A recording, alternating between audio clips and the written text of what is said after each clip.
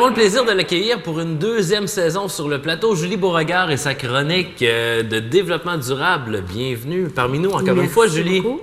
En ce mois de février, il fait froid à l'extérieur, ça coûte cher. Tu es là pour nous parler d'économie d'énergie. Oui, mais en fait, la réflexion part de plus loin que ça encore. Je ne sais pas si tu as entendu parler d'une conférence qui a eu lieu à Paris à la fin de l'année dernière. Tout à fait. COP21. COP21, où on s'est donné comme objectif, dans le fond, de décarboner nos industries, notre énergie et tout ça pour limiter la hausse, dans le fond, de la température à l'échelle de la planète. On mise beaucoup sur l'industrie parce que c'est l'industrie qui est la plus grande productrice de gaz à effet de serre, mais on a, c'est sûr, des choses à faire au niveau de l'énergie, même à la maison, parce que l'énergie, c'est une grosse source de Tout de suite, Julie, je veux gaz. te parler des deux mentalités, c'est-à-dire qu'il y en a qui croient à la conspiration, que le réchauffement planétaire n'existe pas.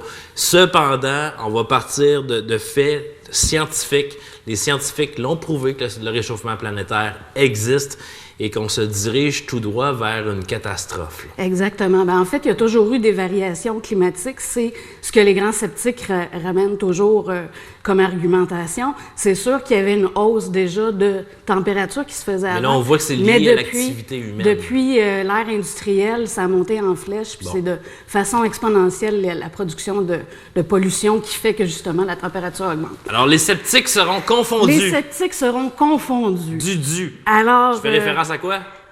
Que les sceptiques seront confondus. Du. C'est Capitaine Bonhomme. Et de la culture incarnée, Julie Beauregard.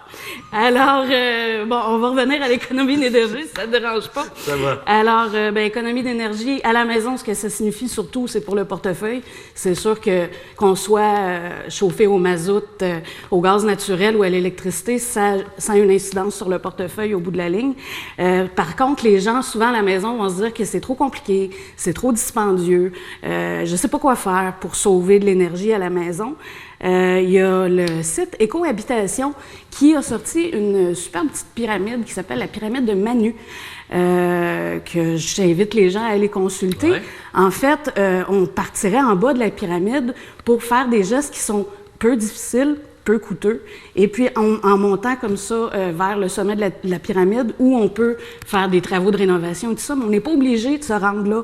On peut commencer par des petits gestes qui vont déjà faire une différence. Et quand tu parles de petits gestes, on voit à la base diagnostic, éducation. Diagnostic, éducation. Si on veut faire de l'économie d'énergie, c'est sûr, on va partir d'un diagnostic. Il faut penser, si je veux économiser, combien je dépense présentement. Donc, on vérifie sur sa facture d'énergie, de fournisseur d'énergie, la quantité d'énergie consommée. Puis, on essaye de voir où est-ce qu'on dépense le plus d'énergie et tout ça.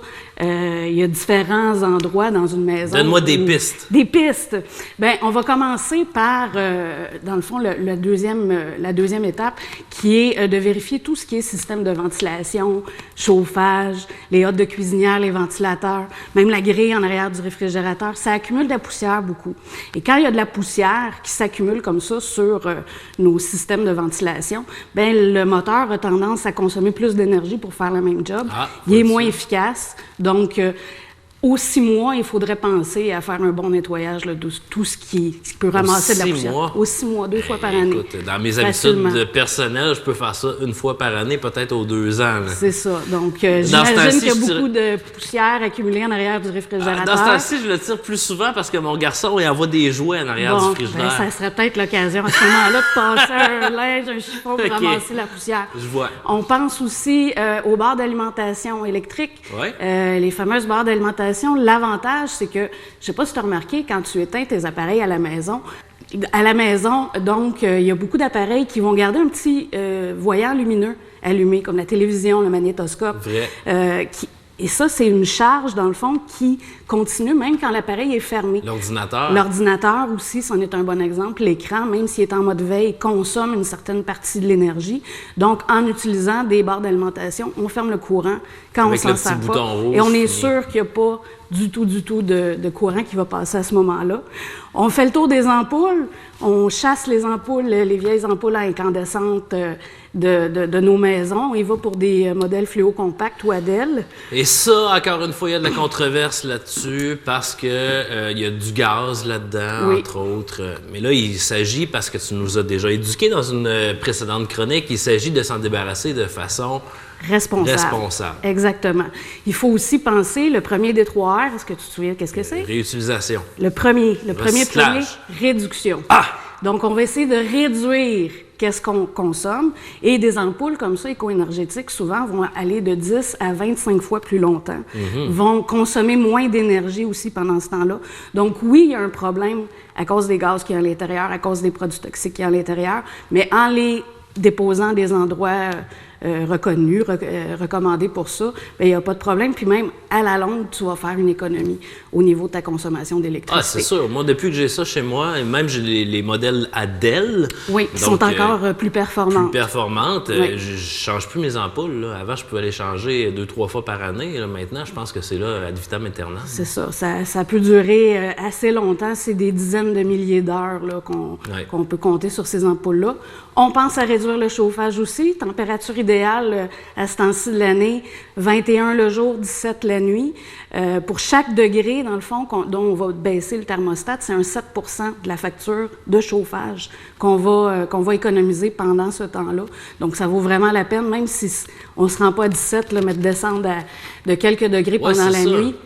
C'est sûr que c'est une des meilleures façons de réduire. Parce que tu peux demander à ton thermostat de descendre, mais ça ne veut pas dire que la température va chuter à 17 degrés. Non, du tout. Du tout. Puis souvent, quand on a des fenêtres aussi, on va ouvrir les rideaux pendant la journée, laisser profiter le plus possible de la chaleur du soleil.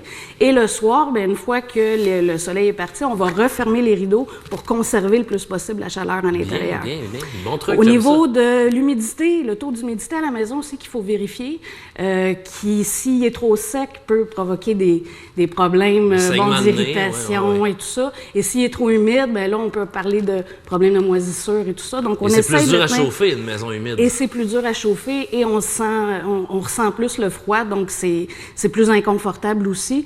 Et bien, c'est ça, on va dépenser plus d'énergie pour chauffer toute cette air qui est trop humide là. Donc, on va essayer de tenir le taux d'humidité l'hiver entre 35 et 45 si dans le fond le taux d'humidité ne correspond pas à cette tranche-là, on aère au courant de la journée, on ouvre la fenêtre 5 minutes, on fait fonctionner les ventilateurs, la hotte de la cuisinière, le ventilateur de la salle de bain pour faire aérer un peu. Si même là ça ne fonctionne pas, ben, on peut utiliser soit des humidificateurs ou humidificateurs, dépendamment de la situation. Si tu le veux bien, Julie, on va passer à l'autre diapositive. On va s'en aller dans un petit peu plus profond. Là, un petit peu plus précis, dans le fond. Oui. Parce que on a beau baisser le chauffage, à un moment donné, on peut ressentir, dans le fond, des frissons quand même parce qu'il va y avoir des infiltrations d'air. Oui. Nos maisons ne sont pas toujours super étanches. Il y a plusieurs espaces qu'on ne voit pas qui laissent passer l'air de l'extérieur vers l'intérieur. Un bon truc pour faire le tour de la maison. Non, c'est pas des pogos. Non. C'est pas des pogos, c'est des bâtonnets d'encens. Dans le fond, on peut se servir aussi d'une chandelle. Donc, on va regarder la flamme vaciller.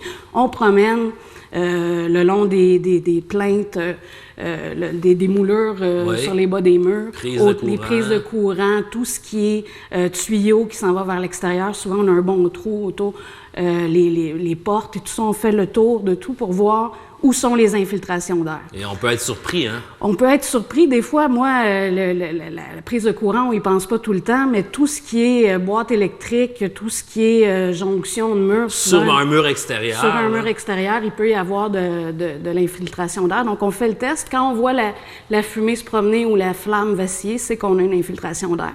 Qu'est-ce qu'on fait à ce moment-là? Bien, il se vend toutes sortes de petits kits. Déjà qu'on peut enlever la plaque en mousse, mettre la plaque en mousse et remettre ça à sa place. Pour isoler tout ça.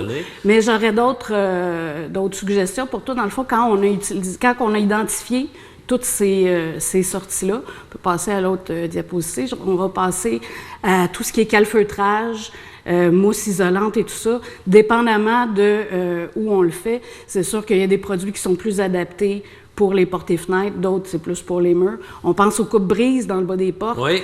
Ça aussi, ça peut laisser passer beaucoup d'air, puis on s'en rend pas toujours compte. Et ceux qui en ont déjà, c'est important de vérifier à chaque année s'il est encore en bon état. Ben oui, parce que le petit plastique, là, ça a tendance à se briser en dessous du coupe-froid. Là. Exactement. Puis une place qu'on pense pas nécessairement, c'est tout ce qui est justement conduit de ventilation, tuyau de sécheuse qui s'en va à l'extérieur. Si c'est pas scellé, ben oui, la chaleur qui est produite va pouvoir se diffuser dans la maison, mais ta sécheuse, j'imagine que tu t'en sers pas à tous les jours, toute la journée. Donc, le reste du temps, c'est l'air de l'extérieur qui va rentrer à l'intérieur. Donc, on pense à isoler... Et c'est là où tu nous disais, ben ça coûte des sous un peu, mais à long terme, on épargne sur la facture. Exactement. On va avoir un retour sur l'investissement assez rapidement là-dessus pour les économies qu'on va réaliser, puis au niveau du confort aussi. Une autre chose qu'on peut faire, ils vendent aussi des pellicules plastiques qu'on peut installer autour des fenêtres. Quand on peut pas, on n'a pas nécessairement le budget pour changer les fenêtres pour des parois doubles ou triples, bien, à ce moment-là, c'est une très bonne option. Ça fonctionne très bien. Ça coûte pas trop cher, ça demande beaucoup de patience. Oui, c'est sûr. Ça prend un certain avec les côtés collants, mais ça se fait bien. Sinon, ça se fait bien. On se prend à deux pour des grandes fenêtres, puis ça se passe très, très bien. Je te parlais des tuyaux qu'il faut penser à isoler avec de la mousse isolante. On pense aussi aux chauffe-eau. Au chauffe-eau, tous les tuyaux où l'eau chaude va se promener, bien, on peut penser à les isoler, soit avec, ça c'est les nouilles, les fameuses nouilles spaghetti dont on se sert dans la piscine, mais on en coupe un sur le sens de la longueur. Ça sert d'isolant, ça va garder la chaleur à l'intérieur. Le chauffe-eau n'a pas besoin de chauffer. Exactement. Et puis, bien, justement, le chauffe-eau, on vérifie la température. Si elle est trop élevée et qu'on est toujours obligé de mettre de l'eau froide dedans, c'est peut-être que tu peux le baisser un petit peu. Tu chauffes pour rien. On pense à mettre un isolant autour du chauffe-eau aussi pour que lui-même ne perde pas de sa chaleur.